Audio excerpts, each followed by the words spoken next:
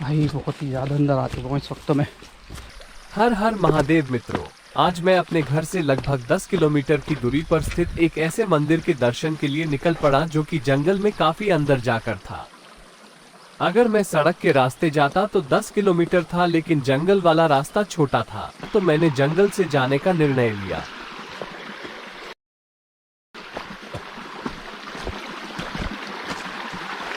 वाट लग चुकी है भगवान, कोई बीच में मिलेगा या ऐसी सुनसान। आगे चलते हुए अचानक नदी किनारे मुझे ये बकरी चराने वाले 2 गांव वाले मिले। इनमें से एक ने मुझे डराने का खूब प्रयास किया कि आज ही सुबह यहाँ बाघ देखा था, पर जैसे तैसे मैं मंदिर तक पहुँच गया।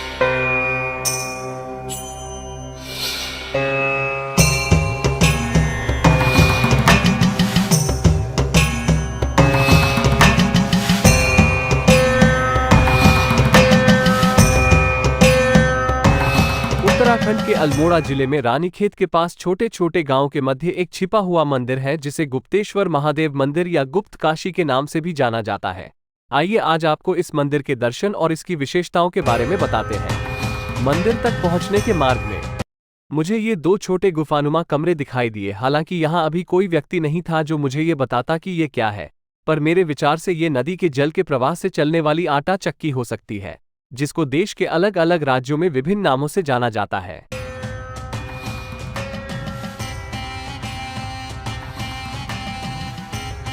वैसे चरवाहे ने इसी पुल के बारे में बताया था कि आज सुबह ही यहाँ एक बाघ घूम रहा था।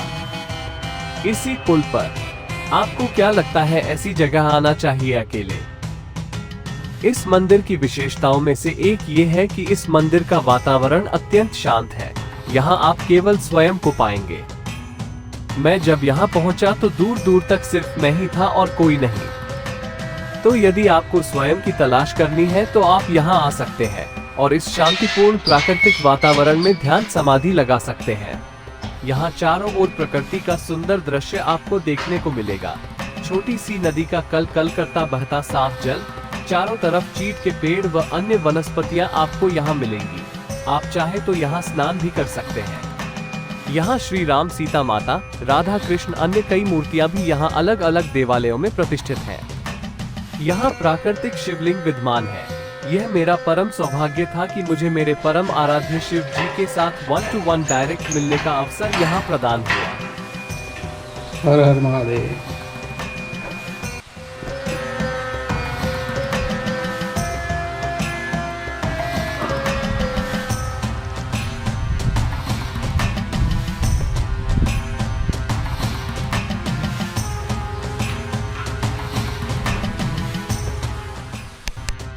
नदी को पार कर वो गुफा स्थित है जिसका संबंध काशी से बताया जाता है। अभी गर्मी का मौसम है तो पानी कम है, वर्षा ऋतु में यह अधिक हो जाता है।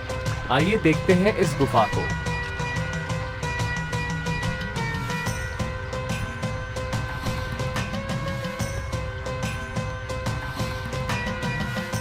यही वो गुफा है जिसके बारे में कहा जाता है कि इस गुफा का संबंध सीधा भगवान शिव की नगरी काशी से है।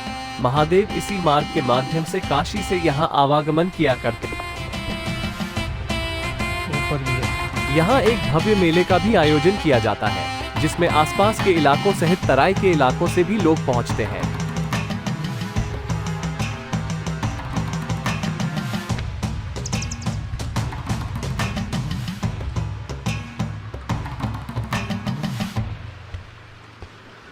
वापसी में मैंने सड़क मार्ग से जाने का निर्णय लिया।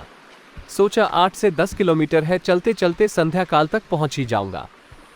एक कच्चे रास्ते के द्वारा मैं ऊपर मजूरखाल नामक गांव के पास पहुंच गया। वहां से मैं सड़क पर पैदल चलता हुआ जा ही रहा था कि मुझे अल्मोड़ा में रहने वाले ये सज्जन पुरुष मिल गए, जो स्वयं भी वही किसी कार्य से जा रहे थे। इन्होंने अपनी गाड़ी रोककर स्वयं से मुझे लिफ्ट दी। मित्रों, गुप्त काशी की ये मेरी यात्रा यही समाप्त होती है।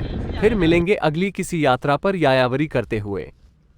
ओम नमः शिवाय।